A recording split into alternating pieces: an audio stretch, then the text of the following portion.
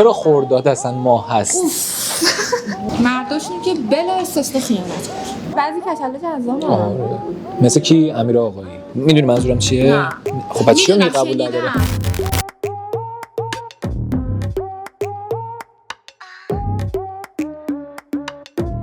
حالا آذرمایی‌ها آذرمایی‌ها دختراش هر چی بگیم کم بود. ما واقعا میگی؟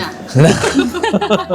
بچه‌ها آذرمایی‌ان. مرداشون که بلا استثنا خیانت کرد. واقعا میگی؟ آره. چرا خیانت کارن؟ شیطونم. شیطونی بده؟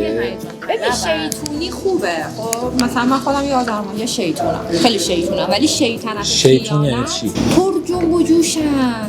پر زرق و برق. مثلا هیجان یا مثلا تفریح شلوغی رو دوست دارن. دوست دارن تنها باشن. بیشتر مثلا میتونیم بگیم برونگرایی. آره خیلی. این راجب خودت صدق میگم. من راجب عارفم میدونم مثلا تو هم هستی. بیشتر. ببین یه چیزی بهت بگم در رابطه با خصوصیت ما ولی من میگم. خب با خصوصیت. اصلا نظر محترم هم نیستم. من خیلی اعتقاد دارم به خصوصیتایی که مثلا واسه هر ماهی وجود منم نداشتم پیدا شد واقعا دارم. آره. مثلا خیلی هم میگن نه چرت و پرت ولی من خودم به شخصه با هر کسی وارد رابطه میشدم گفتم اول برو طالبینی آذرمایی رو بخون هر خط به خطش راجع به من جدی میگی؟ خب کنار بیای به سلامت بگو. مثلا تو طالبینی آذرمایی‌ها یه جا فکر کنم وسطشه نوشته که یه آذرمایی صبح که از خواب بیدار میشه میگه چرا باید پتومو مرتب کنم من دوباره شب میخوام برگردم رو همین بخوابم و اینا همه آذرمایی‌ها دارن. تنبلن. تنبل نیستن.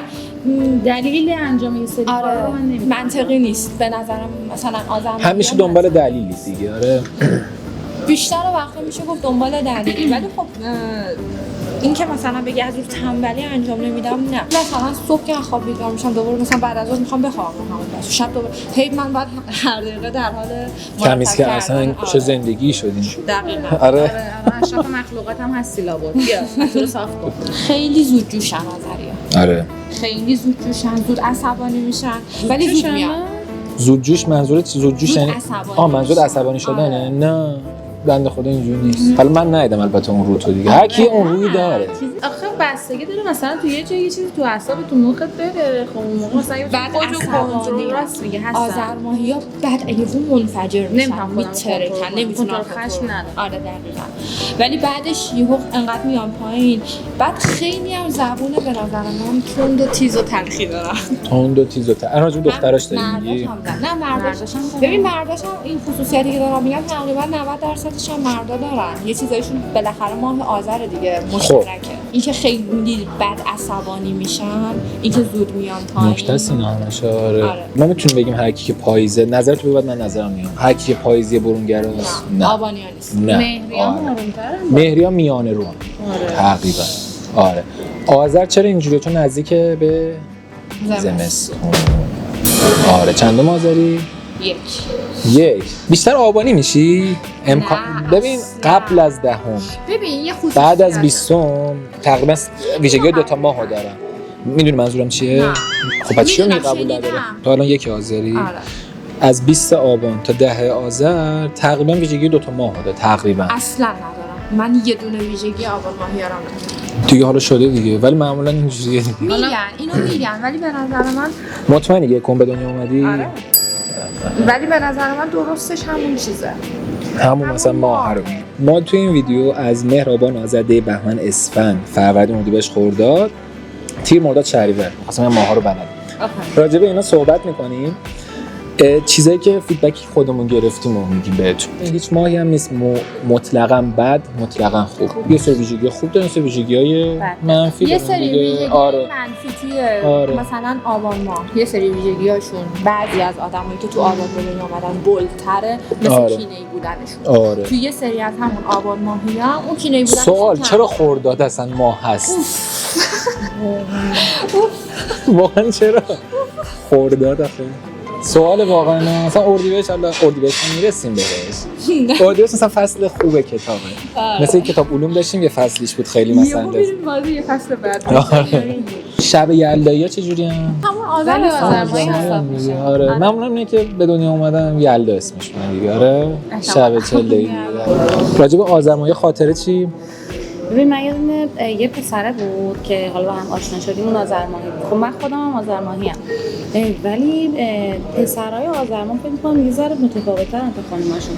این مدلی بود که فکر کنم 26 و 27 آذر باشه، این وسط آذر بود. 26 و 7 میشه وسط احتمالاً. ریاضیه آذرماهی هم خوب نیستی. میگه قشنگ وسط آذر. من خیلی خوش تیپم، خیلی قد بلندم، خیلی خودش اینا رو جذابم. میگفت، از خود هر متشکر. جا میرم میبینم دخترا نگاه میکنن، ولی آذرماهی اینجوری خود متشکر نیستن، به نظرم خیلی خاکی ان. پسراشون هستن. پسراشون آره میشه گفت پسراشون هستن، ولی دختراشون خیلی خاکی ان. 4 تا از دوستان تو یه روز به دنیا اومدن، 7 آذر. همزاد منم 4 تاشون. تو هم هفتمی؟ خب بنابراین شد 5 5 تا. خب مجتبی، مهسا، عارفه، غزل، فکر کنم دلارا اگه اشتباه اینا نکنم. همه همزاده منم. مجتبی خیلی مثلا بچه مشتیه، باحال، خونگرم. دختراش معمولا تو رو نگم چون اینجا حضور دارید، تو رو هم نمیگم چون اینجا حضور دارید، ولی یه ذره حالا غیر اینه بگو دیگه، یه ذره تحریز از دماغ فیل و اینا رو دارم. تحریز ببین من تحریز خودم 4 تا دوست آذری دارم به غیر از خودم. تو 2 دقیقه اول دارم، بعد دیگه کلا تا ابد نداره با هر نه شخصی. یه چیزی بگم، تا 2 دقیقه اول شما که ما رو نمیشناسید اینجوری فکر می‌کنید. درست این قشنگ. بازیو برگردوندی دیگه، اینم به حالی نظریه. اینم به حالی نظریه. من الان دوستام خیلی قدیمی هن. یعنی مثلا شده از دبستان تا الان مثلا بودن، تا زندگیم با هم دوستن. حرف مشترکی که همشون میگن دقیقا همینه، میگن ما روز اول که تو رو دیدیم خیلی خودتو میگرفتی. این راجع پسرای بهمن ماهی هم صدق میکنه، ولی خودشون اول حالا بهش میرسیم. آره ولی بعدن خیلی خونگرمونه. آره خیلی آره، خونگرم، آره. بهمنی ها خونگرم، مهربون و خونگرم. این پسر آذرماهی میگفتش که خیلی خوش تیپم، خیلی قد بلندم، خیلی جذاب. حالا کلش کچل بود اصلا. مشکل داریم. بعضی کچله جذابه. آره. مثل کی؟ امیر آقایی. حالا کسای دیگه هم هستن ولی حالا خاصه با کم پشت. امیر آقایی چه ماهیه؟ خیلی خوبه. الو امیر. امیر جدیدی میپرسم. خوش انرژی بودن رو دارن. یک خوشگذرونن. یه مقدار تب گرم اون چیزام احتمالاً هست. وای که امیر جدیدی چرا خورداد؟ خورداد؟ وای به خودت آقا ما بریم ویدیو بعدی، ماهای بعدی. مثل تا اینجا ویدیو رو بودیم. قبل از اینکه ویدیو تموم شه این پایین سابسکرایب یک گوشتون فارس مشترک رو بزن، لایک و کامنت رو بزن. این ویدیو رو برای هر کدوم از دوستات که مهر یا آبان یا آذرن بفرست، ببین چقدرش رو تایید میکنه اگه 100% تایید نکردن. و این ویدیو کلا به همه کمک میکنه که آقا یه ذره انتخابشون درست باشه. آره میخوای بری جلو همینجوری هر دنبالی نری جلو دیگه. ببین چه خبر تو پلتفرم‌های مختلف مثل تلگرام، اینستا، تلگرام، واتساپ، دیسکورد، فیسبوک، لاین، وایبر هم اگه هستش به حال هر جور صلاح میدونی، واتساپ بیزنس، اینا همه رو بفرست. ایمو مثل ویدیو دیدید بریم سراغ این ویدیو. عاشقتونم. ویدیو بعدی ببینید. تا ویدیو بعدی فعلا خداحافظ.